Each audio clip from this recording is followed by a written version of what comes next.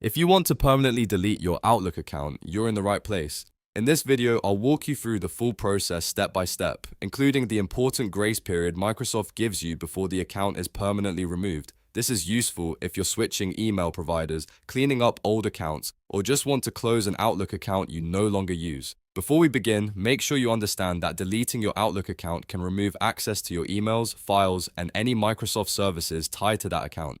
So take a moment to back up anything important first. If this tutorial helps, please hit the like button and subscribe for more easy tech guides like this. Alright, let's get started. First, open your browser and sign in to the Microsoft account closure page using the Outlook account you want to delete.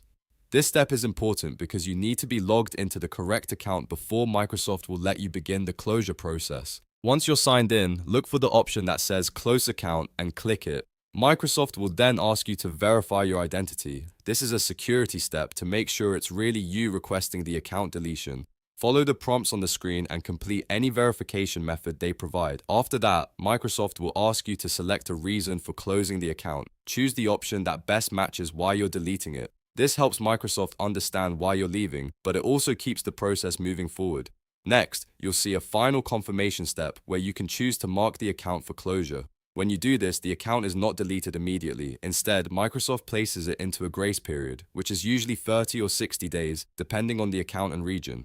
During this time, the account is scheduled for deletion, but you still have the chance to reverse the decision if you change your mind. That means if you log back in before the grace period ends, you may be able to reactivate the account and cancel the closure. This is one of the most important things to remember, because many people assume the account disappears right away, but Microsoft gives you a buffer period first. Once you've marked the account for closure, just keep in mind that you should stop using it for logins, email access, or recovery options if you truly want it gone. After the grace period ends, Microsoft will permanently delete the Outlook account and any remaining access to it. So to recap, you log into the Microsoft account closure page, click Close Account, verify your identity, select a reason, and then mark the account for closure. Then you wait through the grace period before final deletion happens. If you found this helpful, don't forget to like the video and subscribe for more simple step-by-step tutorials. Thanks for watching, and I'll see you in the next one.